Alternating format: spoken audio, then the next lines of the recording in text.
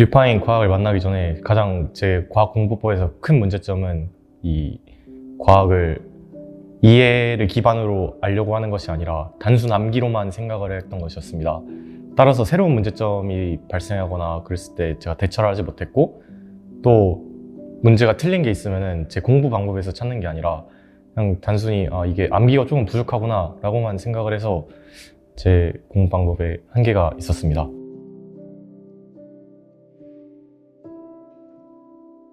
당시에는 문제를 풀면서 이 암기의 빈틈을 줄이는 것이 공부 방법의 핵심이라고 생각을 했습니다. 하지만 이 공부 방법에서 가장 빠져있던 부분이 제 스스로 어디에서 약점이 있는지를 확인하는 것이랑 이 문제를 이 개념을 스스로 이해했는지를 제 말로 다시 풀어쓰는 이런 게 빠져있기 때문에 문제점이 있었다고 생각합니다. 실제로 그래서 나중에 가서는 문제를 풀 때 단순히 암기로만 문제에 대입을 하려다 보니까 새로운 문제를 마주했을 때 굉장히 거부감이 들었고 안 풀리다 보니까 재미도 없었습니다.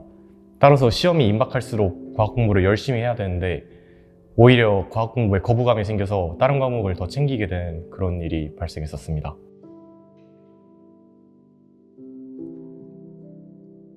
뉴파인 과학 수업을 처음 들었을 때 선생님께서 A4 용지를 나눠주시고 그 A4 용지에 필기 내용을 받아서 적고, 그리고 그 필기 내용을 나중에 집에서 혼자 책으로 옮겨 적으라고 하셨습니다. 근데 저는 처음에는 그게 왜 그렇게 되는지 이해가 안 갔지만 일단 따라해 봤습니다. 그러다 보니까 원래는 이해를 하지 않고 둥둥 떠있던 이런 개념들이 제 말로 다시 쓰면서 하나의 체계로 완성이 되었습니다. 또 이 과정에서 이 과학 자체를 이해한다라는 느낌을 받을 수 있었습니다. 그리고 아까 말했던 제 공부 방법의 한계점 중 하나가 제 스스로 어느 개념에서 약점이 존재하는지를 확인하지 못한다는 점이었는데, 뉴파인에서 하는 주간 테스트를 통해서 제가 어떤 주에 공부를 얼마나 열심히 했는지, 어디서 약점이 있는지를 정확하게 확인할 수 있었고, 또 부족한 부분은 디딤돌 교실에 와서 선생님께서 되게 1대1로 잘 설명해 주셨기 때문에 이 뉴파인이라는 게 단순히 과학 강의만 들려주는 게 아니라 학생이 어떻게 해야지 자기가 잘 이해하고 쓸 수 있는지를 이해하고 있는 학원 같다고 느꼈습니다.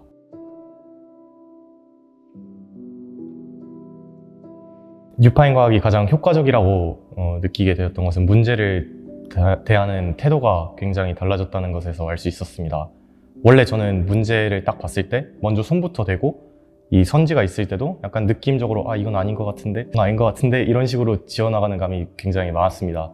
하지만 뉴파인 과학에서 이 개념을 확실히 정리한 다음에 문제를 다시 풀고 나니까 이 문제가 핵심적으로 무엇을 물어보고 있는지, 또 어떤 조건이 가장 핵심인지를 바로바로 파악할 수 있게 되었습니다.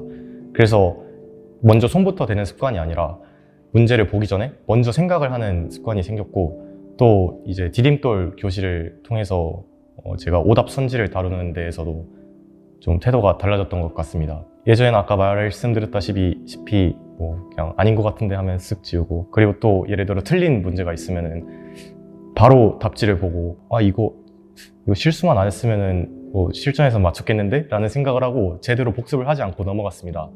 하지만 이제 디딤돌 교실에서 그렇게 했다가 이제 선생님께서 왜 틀린 선지를 이렇게 고쳤는지 계속 캐물으시고 되게 정확한 답변을 요구하셔서 저도 그에 맞게 준비하다 보니까 이 오답 선지를 어떻게 다루는지에 대한 제가 틀린 문제를 어떻게 다루는지에 대한 감이 생기게 되었습니다. 따라서 이러한 부분에서 제 과학에 대한 태도가 굉장히 달라졌다는 걸 느끼게 되었습니다.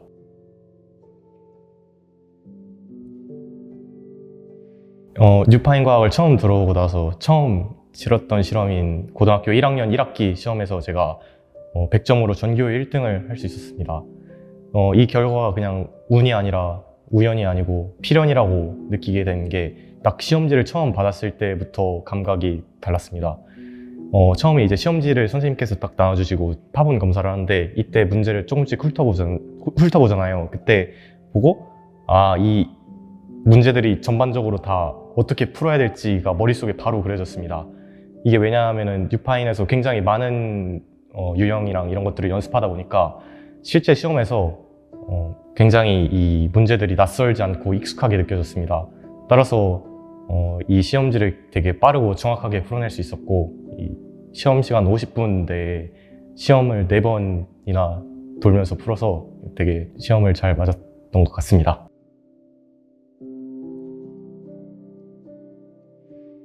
일단 과학 공부법에 대한 확신이랑 완성도가 생기고 난 뒤에 다른 과목에 대한 공부법도 약간 과학을 공부하는 것처럼 대입을 한번 해봤습니다.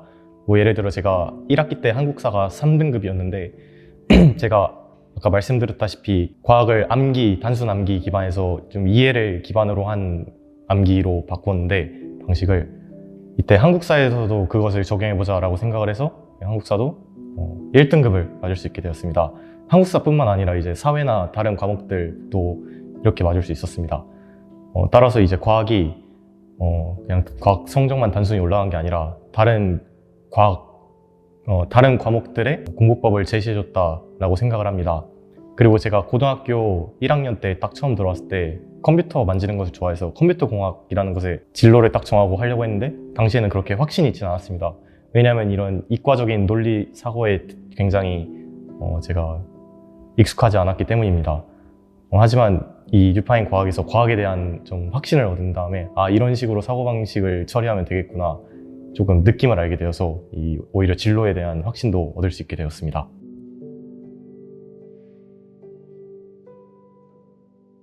저는 누군가에게 가르치는 선생님이 됐다고 생각을 하고 공부를 해라 라고 생각을 하고 싶습니다.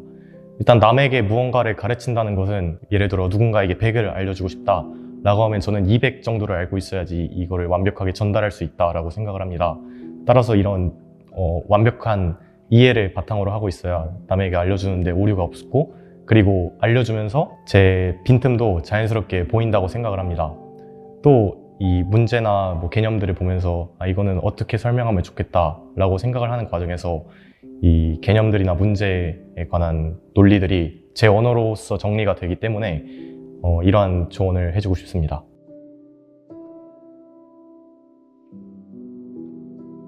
본인이 되게 약점이라는 과목이 있다고 하면은 그거를 원래는 내가 못하는 과목이니까 못하겠지? 라고 생각을 하지 말고 계속해서 공부법을 찾아내려고 하면은 결국에는 돌파할 수 있다고 생각하기 때문에 자신감을 잃지 말고 계속 이거는 공부법이 잘못됐으니까 다른 식으로 시도하면 될 것이다 라는 자신감을 가지고 하셨으면 좋겠고, 또 제가 3학년 때 여행지리라는 과목을 선택했는데, 왜냐하면 모두가 다 이 과목을 선택해서 어쩔 수 없이 그 과목을 선택했는데 지금 굉장히 잘못 선택했다고 생각을 했습니다. 공부하면서 나중에 후회를 굉장히 많이 했는데, 따라서 나중에 뭔가 선택 과목이나 이런 거 선택할 때도 너무 분위기에 휩쓸려서 선택하지 말고 진짜 자신이 원하는 게 뭔지, 그 다음에 어떻게 도움이 될지를 생각하고 결정하셨으면 좋겠습니다.